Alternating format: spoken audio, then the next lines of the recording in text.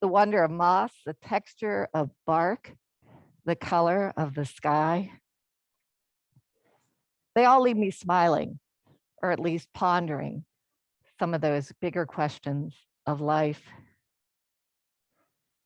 Even looking outside through a window, like this round window here, which I have looked out so many times, seems an invitation to loosen whatever is tight in my chest, to witness what is bigger than any one moment. Maybe it does that for you too. And now our call to worship from Reverend Bill Gupton.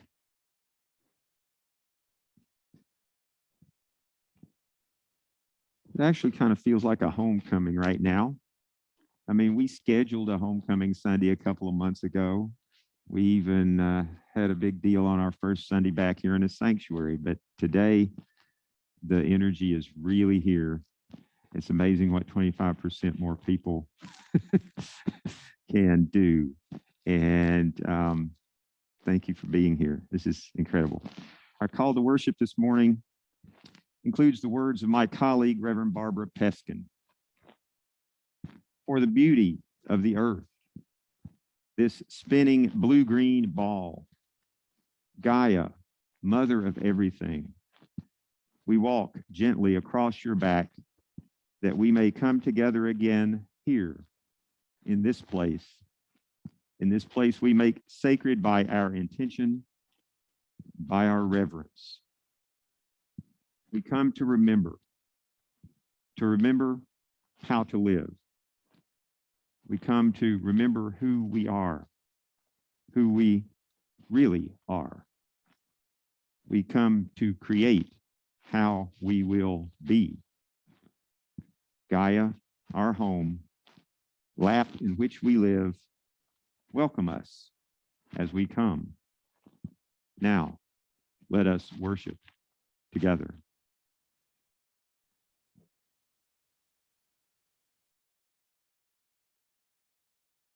Ushers set up to ring the bell. So everybody take a breath, even Lisa. Ushers are now scurrying out. Listen to this ordinary but stunning sound. We're used to it, but it has meaning.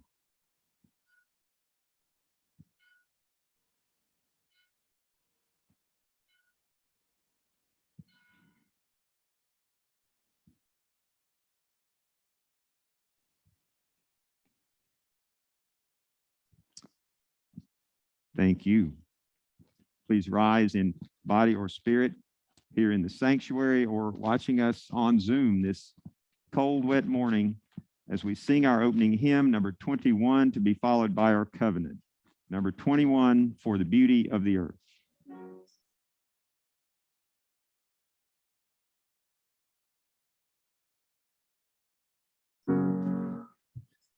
The beauty of the earth, for the splendor of the skies, for the love which from our birth over and around us lies.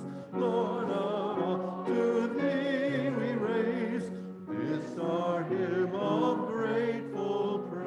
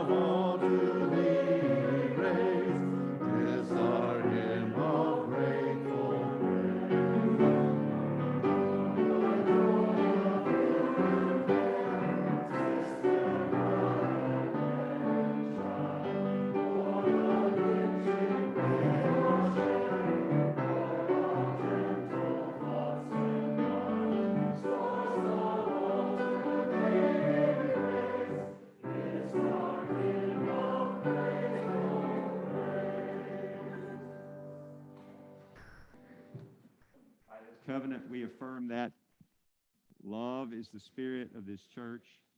The quest for truth is its sacrament, and service is its prayer. To dwell together in peace, to seek knowledge and freedom, to serve humankind in fellowship, to the end that all souls shall grow into harmony with the divine. Thus do we covenant with each other and with God.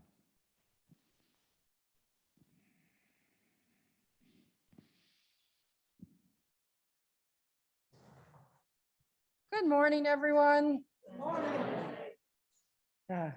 What a wonderful day it is today.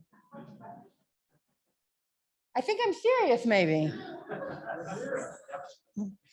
When I was about 9 and my sister was 5, on her birthday, Hurricane Andrew made landfall in Louisiana, where I was raised. It was an auspicious birthday for my little sister, whose party obviously got canceled. And instead of a party, we all slept in a hallway that night in our house. Andrew, as many of you might remember, or maybe don't remember as where we are living now, ended up doing tremendous damage to Florida, found its way back into the Gulf, waited a couple of days, and then destroyed my sister's birthday plans. Now, my parents had not planned that day for us to stay during the hurricane. We were indeed going to evacuate, but my uncle did this amazingly wonderful thing to all of us. He took the main road out of town and his car broke down. So my parents then had to go and rescue my uncle before we could evacuate. And at the time that my uncle got rescued, there was no evacuating for the rest of us. So my parents just drove us back home, did what they could to the house, and then we slept and prayed and sang through the night with my grandmother telling hurricane horror stories from her childhood. It was not an excellent situation. Well, come the morning, there was the eye of the hurricane comes over. And if you've ever weathered a hurricane, the eye of a hurricane is a perfectly still moment in life. It is eerily still amidst raging winds all around. Well, my parents of a 5- and 9-year-old were like, well, I guess the kids need to go outside and play before we weather the last half. And my sister and I decided that we were going to play this wonderful game with other neighborhood children, all of whom had come out to play as well, which included 2 people standing on one side of a ditch and 2 people standing on the other side of a ditch. And then the 2 people at the beginning would hold the hands of a 5th child, release them so they could shoot down the ditch and be grabbed by the other 2 waiting children before we ended up under a culvert. Okay. And we did this over and over and over again. And it was, I think, one of the most exciting memories I have of childhood, luging down a bayou ditch to be caught by waiting children on the other side. I thought this was an absolutely ordinary and normal thing.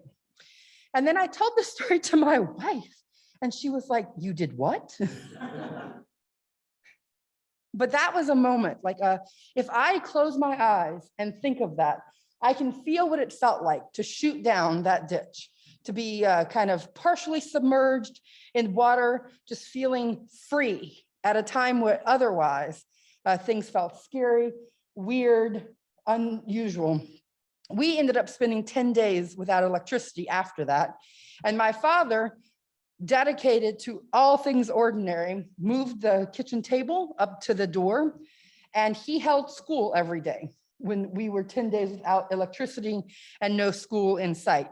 He was bound and determined that we would feel normal and that my sister would start kindergarten in a proper way. I want you to take a moment and sort of close your eyes. Really, everyone in here, in the Great Hall, in Zoom, even if we can't see you, close your eyes. And I want you to think about an experience where you are held by nature in some way. It could be something as extraordinary as swimming in a ditch in the middle of a hurricane, or something as mundane as the feeling of sun on your face in an otherwise dreary day. Think about a moment where you and nature were in close relationship, what did that make you feel? Physically, how did you physically feel? But also, how did you emotionally feel?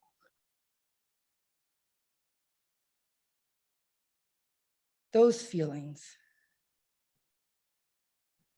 are feelings of awe, of closeness, of joy in relationship with nature.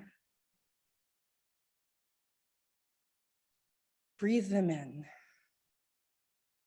Let them settle with you.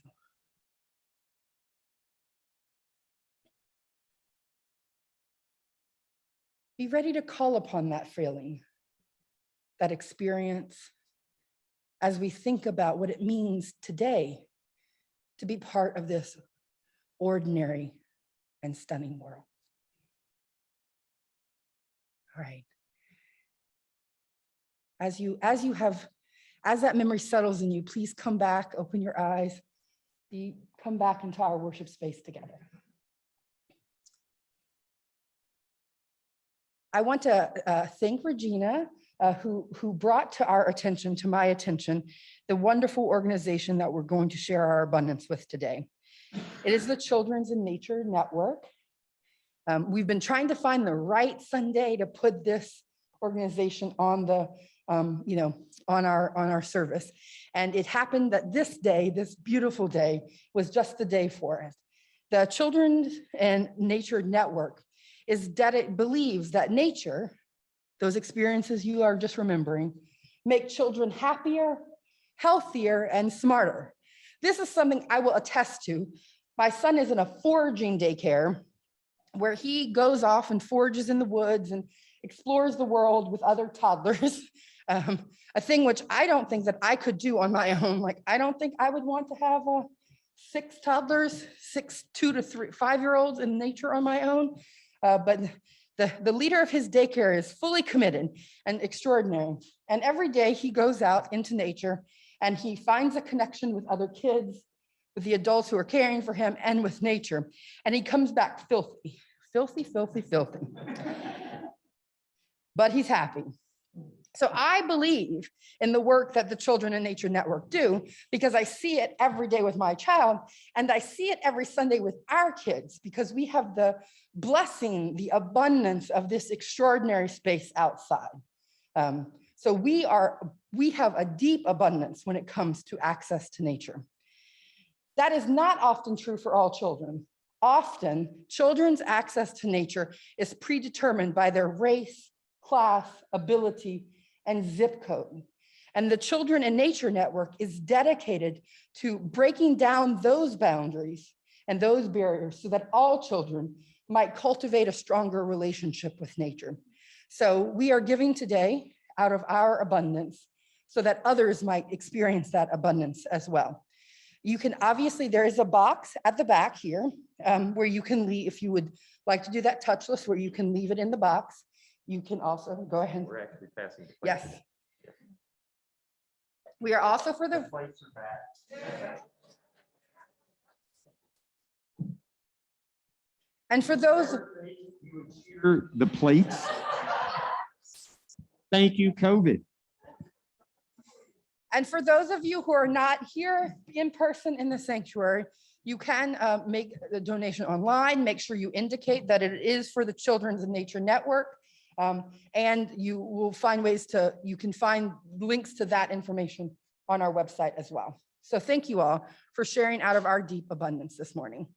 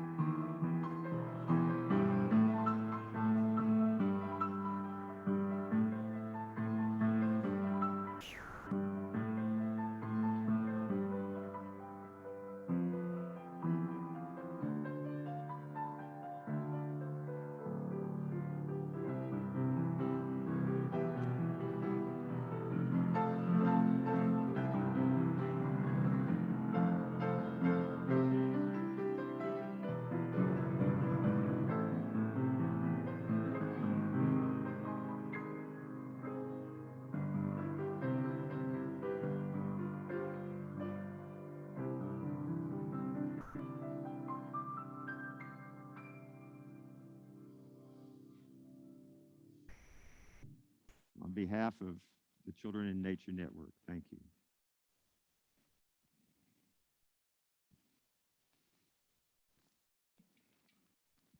In recognition of Veterans Day, I've invited one of our congregation's veterans, Forrest Brandt, to share a poem he wrote more than 50 years ago as he was returning to America after a tour of duty in Vietnam. Forrest, thank you for your service and for offering your poem to us this Veterans Day week.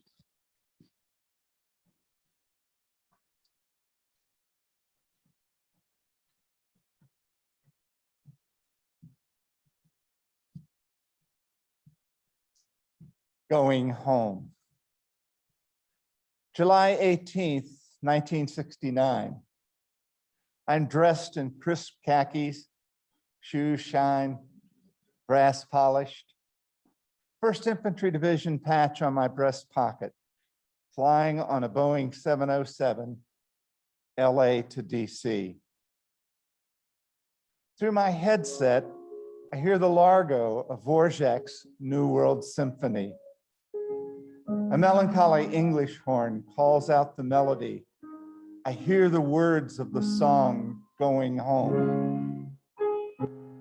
At 35,000 feet, the pilot tells us, if you look carefully, you can spot a chalky line. That's the route of the Oregon Trail. I find the line. I imagine those weary pioneers, and I sense their doubts. Why did we leave? When will we be going home? I think of my own home. Did my father, going home from war in 1946, feel the same confusion I feel now? Am I the same person who left?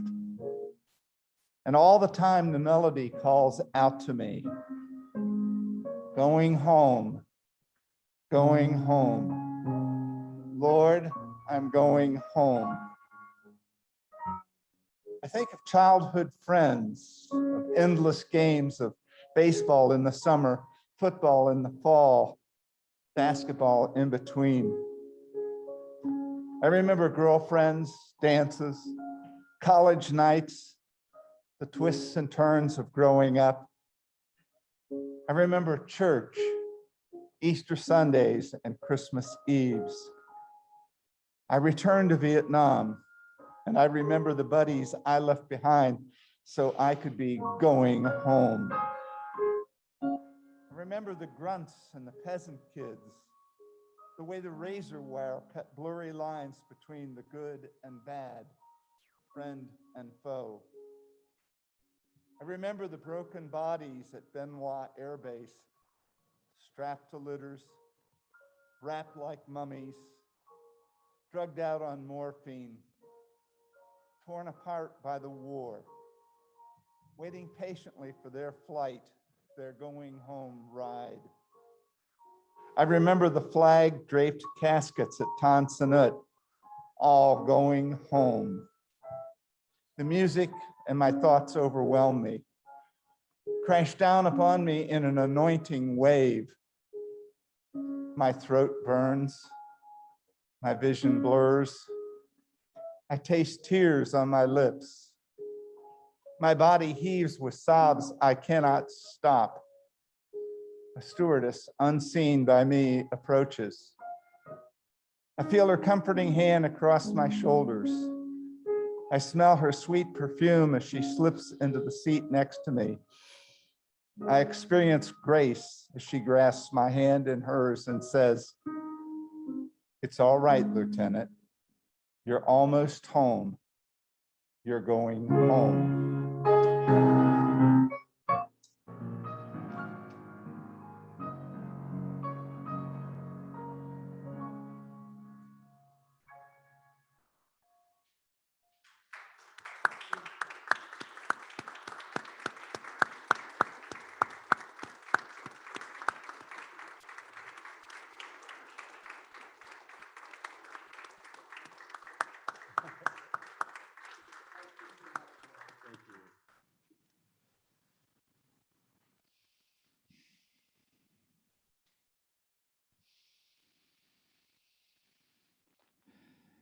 Now, please join me in a time of prayer and reflection.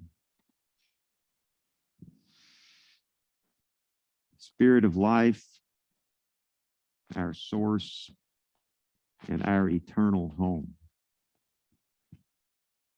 help us this morning to remember. Help us this morning to heal. Help us to know that we are held in a timeless embrace that connects and sustains and animates us and all that is. There are those among us here and those who are watching us now who are hurting. Hold them, Great Spirit. Teach us to hold them as well. And weave us all together into one compassionate tapestry of community. Help that community to reach out beyond these walls, both physical and virtual, to others who need our help. Help us pool our energies and our passion to take action, to bring health and justice, healing and equality to our human world and to our natural world.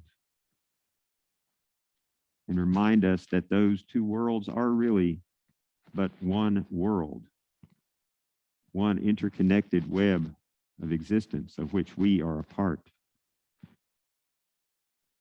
May we find, may we know in the common, ordinary moments of our days a peace which passes all understanding. May we know it, may we experience it, and may we share it. Blessed be Ashe. Amen. I invite you to continue your prayers silently now, abiding with your own heart in this shared space and this shared moment, opening that heart. And may you be with what you find there in loving silence and the loving eternal embrace of the Spirit of life.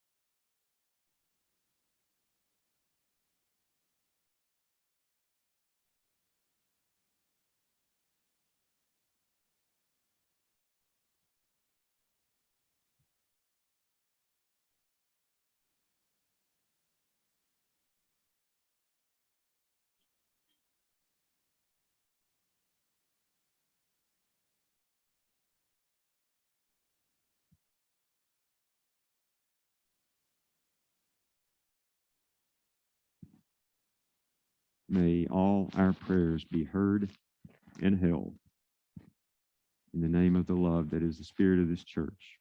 Amen. Remaining seated, please mindfully find your hymnal and find page number 88, Calm Soul of All Things, as we sing our response to this time of shared and private prayer. If you're watching on Zoom, the words will appear on your screen. I invite everyone to sing along, number 88.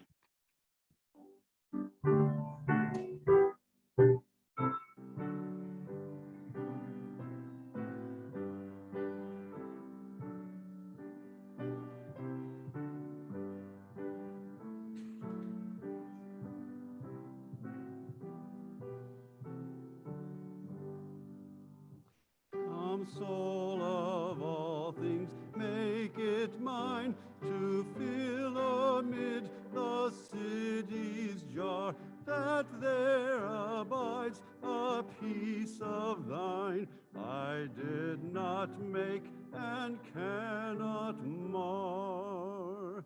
The will of neither strive nor cry, the power to feel thy others give. Come, come on more, and let me thine before I have begun to live.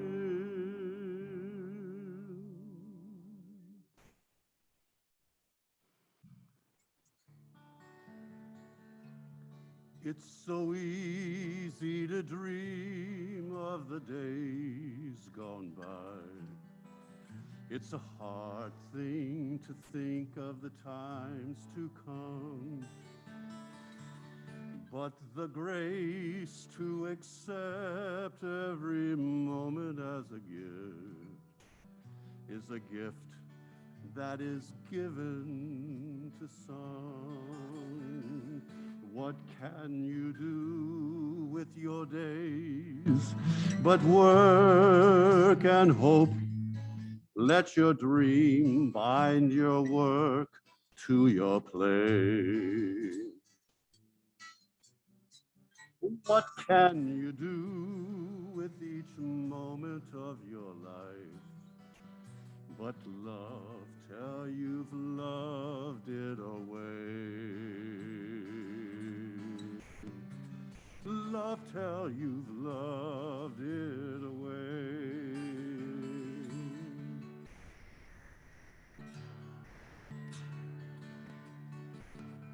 There are sorrows enough for the whole world's end. There are no guarantees but the grave. But the lives that we live and the times that we spend are a treasure so precious to save. What can you do with the days but work and hope?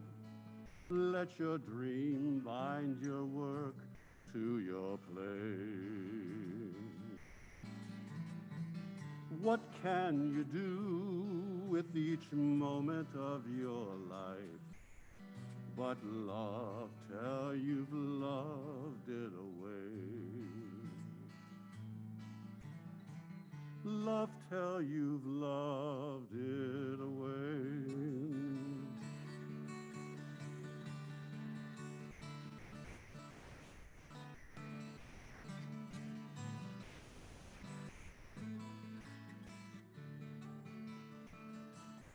As it was, so it is.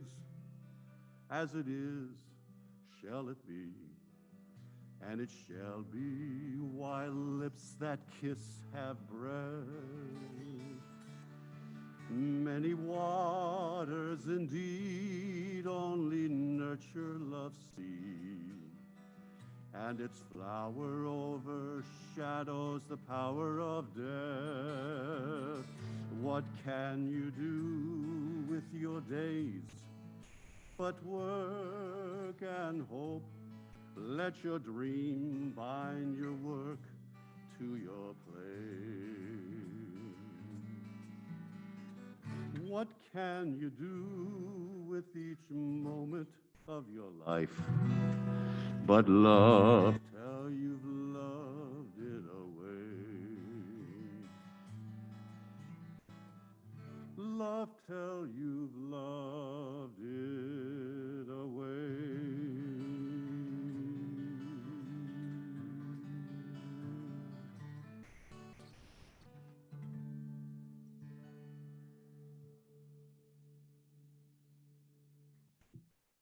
Thank you, Les. That was beautiful. The first reading this morning is from Mary Oliver. It's titled The Swan. Did you too see it, drifting all night on the Black River? Did you see it in the morning, rising into the silvery air, an armful of white blossoms, a perfect commotion of silk and linen as it leaned into the bondage of its wings. A snowbank, a bank of lilies biting the air with its black beak. Did you hear it? Fluting and whistling, a shrill, dark music, like the rain pelting the trees, like a waterfall knifing down the black ledges. And did you see it? Finally, just under the clouds, a white cross streaming across the sky, its feet like black leaves, its wings like the stretching light of the river. And did you feel it in your heart? How it pertained to everything. And have you too finally figured out what beauty is for? And have you changed your life?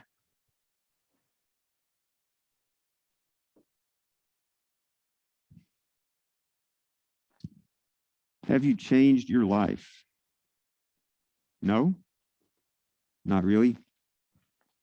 Well, let's try this poem by Alison Luterman, titled Consider the Generosity of a One-Year-Old. Consider the generosity of a one-year-old who has no words to exchange with you yet, and instead offers up her favorite drooled-on blanket, her green rhinoceros, as big as she is, her cloth doll with the long blonde pigtails, her battered cardboard books swung open on their soggy pages, her limitless heart. If you were outdoors, she would hand you a dead beetle, or a fistful of grass, or a pebble, by way of introduction or just because. And if a moment later she wants it back, it would be for the joy of passing these simple symbols back and forth, freely offered, freely relinquished. This is me. Here is who I am. Oh. In the same way, the sun drapes a buttered scarf across your face, or a rose opens herself to your glance, and rain, or I might add snow, shares its divine melancholy. The whole world keeps whispering or shouting to you, nibbling your ear like a neglected lover, all while you worry over matters of finance, of important issues related to getting and spending, having and hoarding. Though you were once that baby, though you are still that world.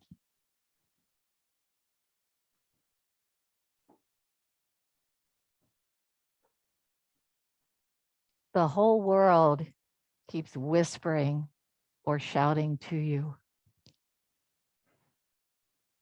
Our third and final reading this morning was written by Jan L. Richardson and is titled Blessing of the Mud.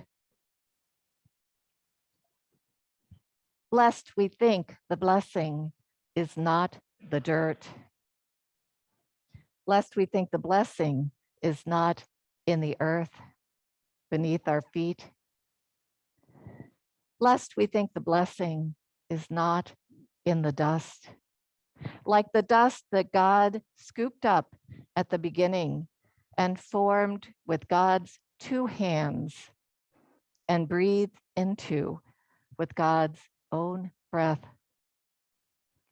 Lest we think the blessing is not in the spit, lest we think the blessing is not in the mud, lest we think the blessing is not in the mire and the grime, the muck.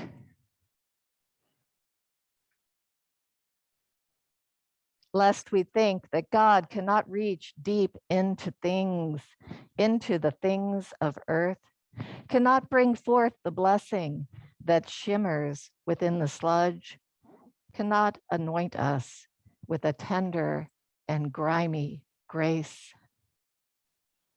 Lest we think that God will not use the ground to create us once again, to cleanse us of our unseeing, to open our eyes upon this ordinary and stunning world.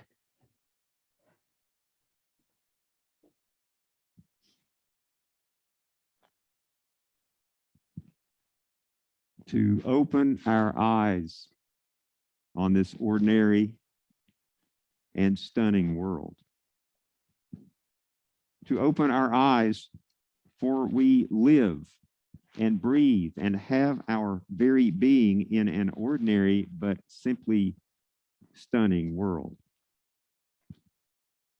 That is what I challenge you, challenge myself, challenge us to do this cold, gray, wet, and windy morning, to see the beauty that does surround us, even on such a day,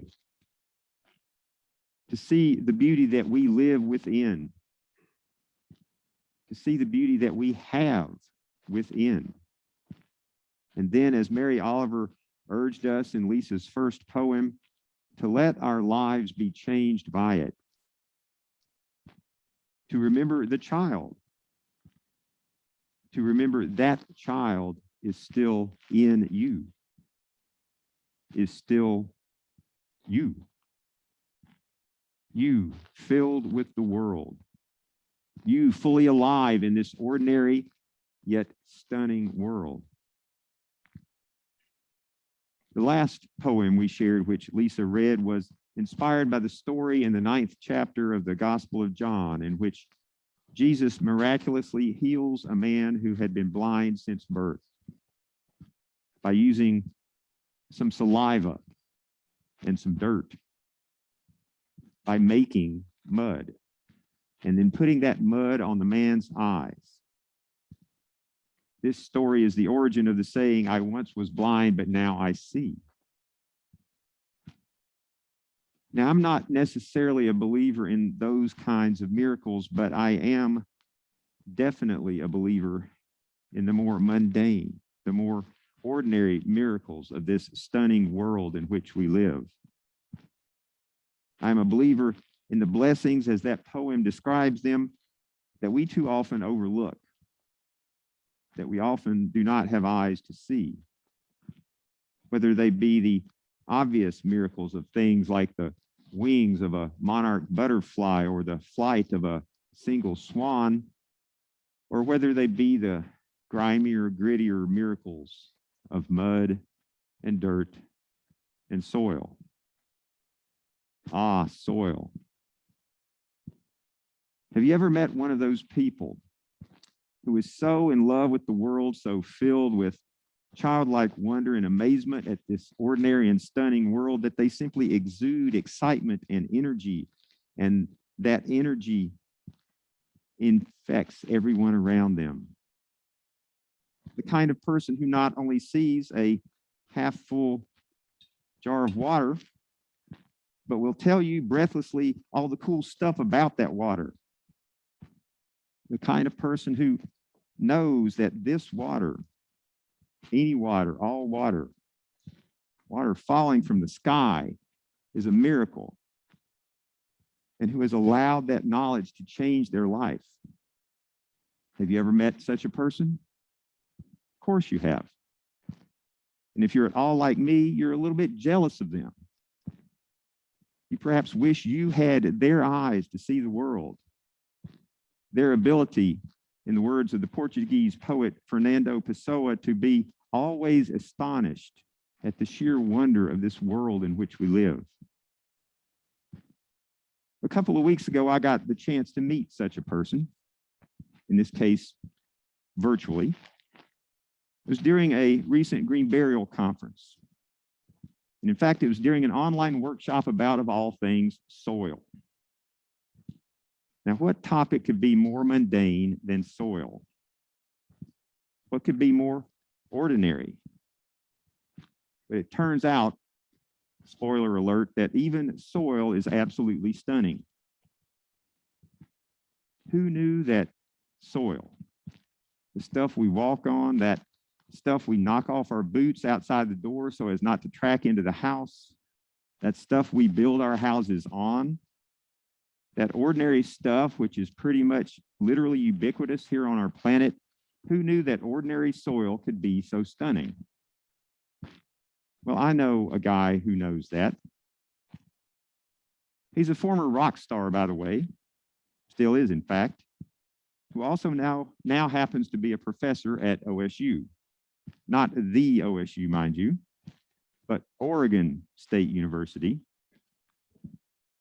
So from Oregon State University, I'm going to let him tell you why something so ordinary as soil is, in fact, stunning. So my name is James Cassidy, and I've been teaching soil science here at OSU for about 15 years, where I did my master's here.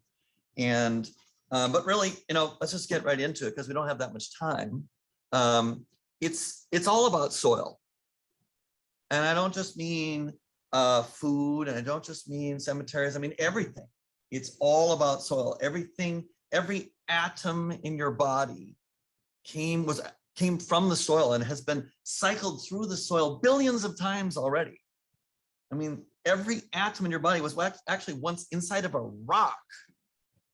And that's what everything is made out of, is what, there's 118 elements in the Earth's crust that we know of, right? And that's what everything is made out of. And most of that stuff is contained inside of rocks on this planet. And actually, every atom in your body has been through 2 supernova already.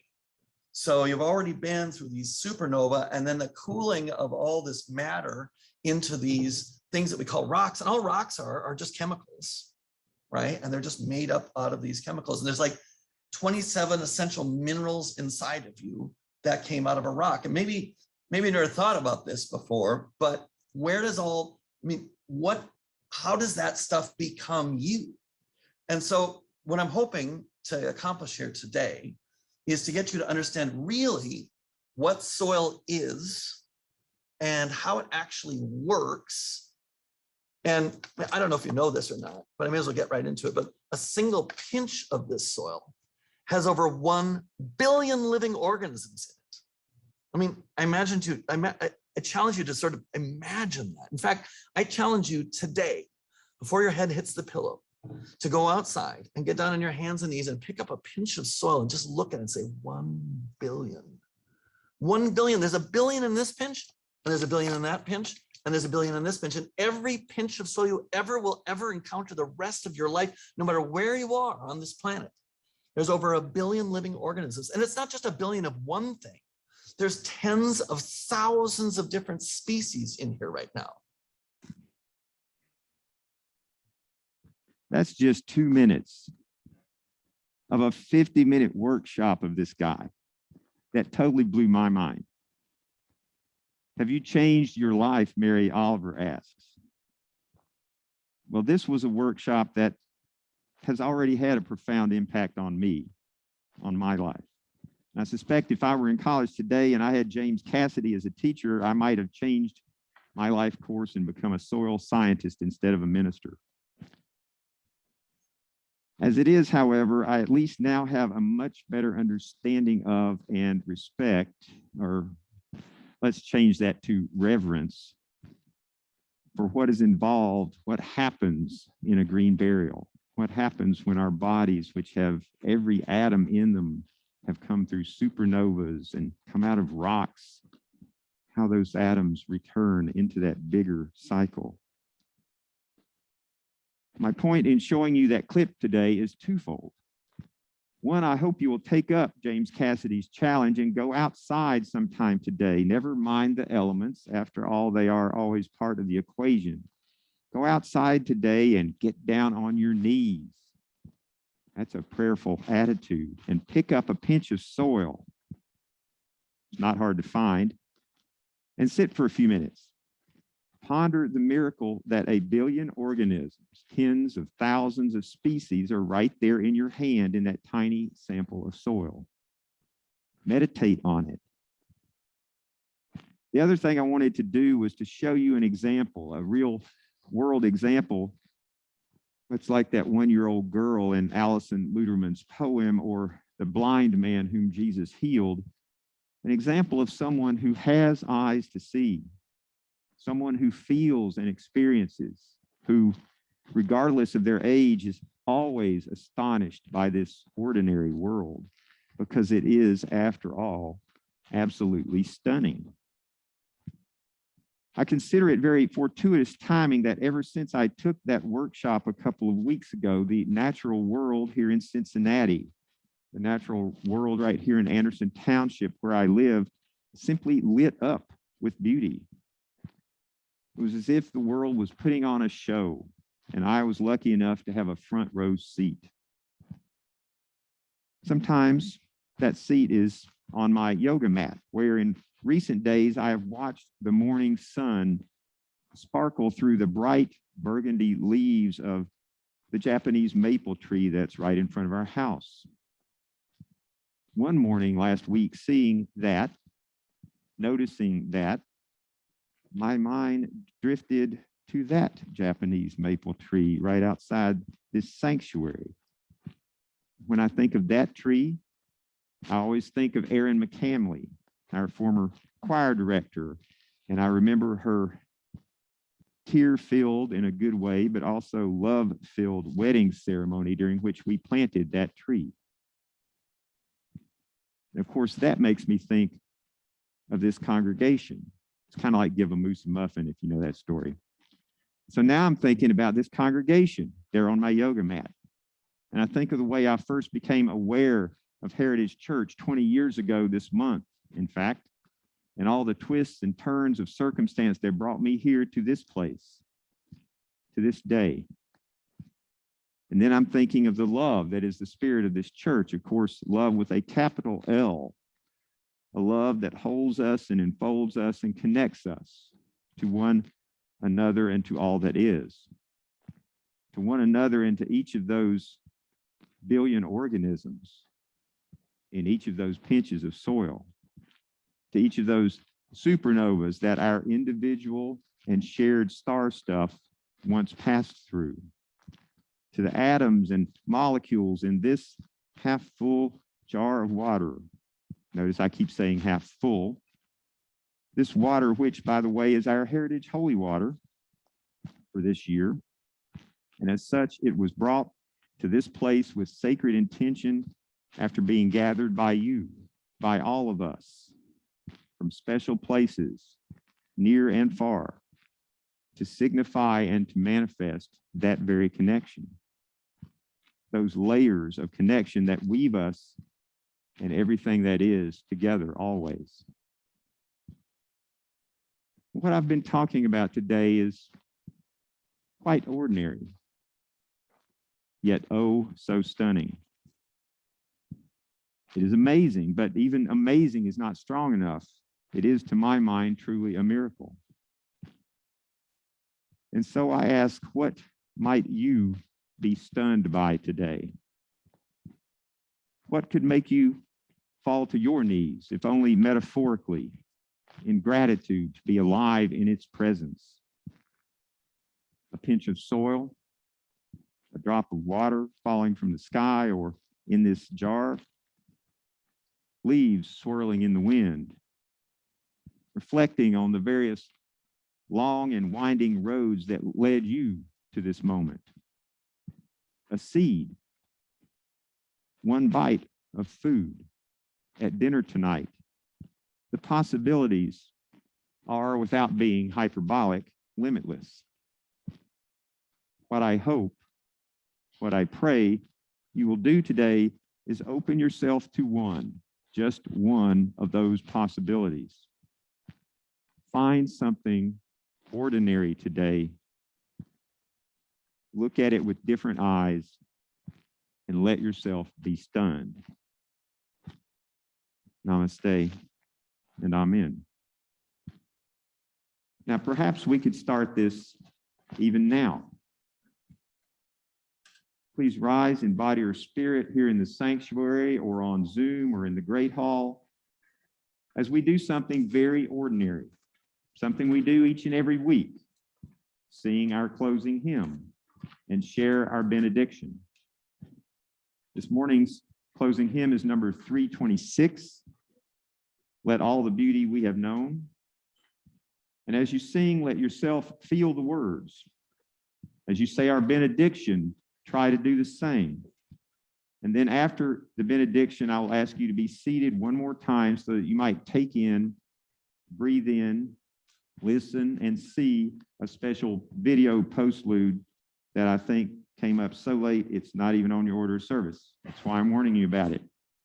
Let's begin, though, by being in this present moment and singing number 326. Let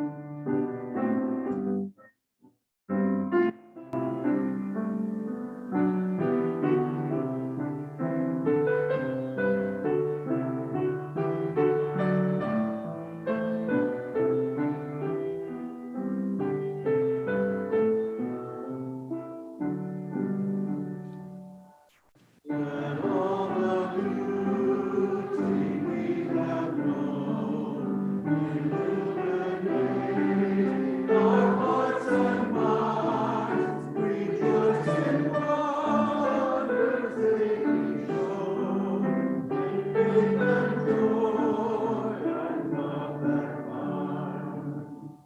We celebrate with singing hearts the love and dance of sky and earth, the inspiration of the arts, the miracle of every birth.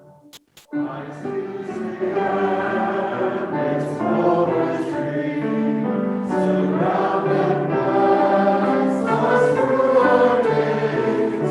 For these we sing in harmony, together giving thanks and praise.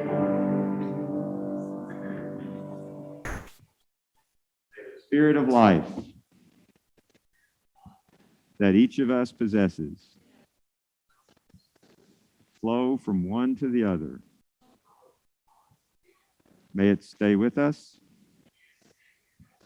and bring us peace and harmony until we meet again. Amen.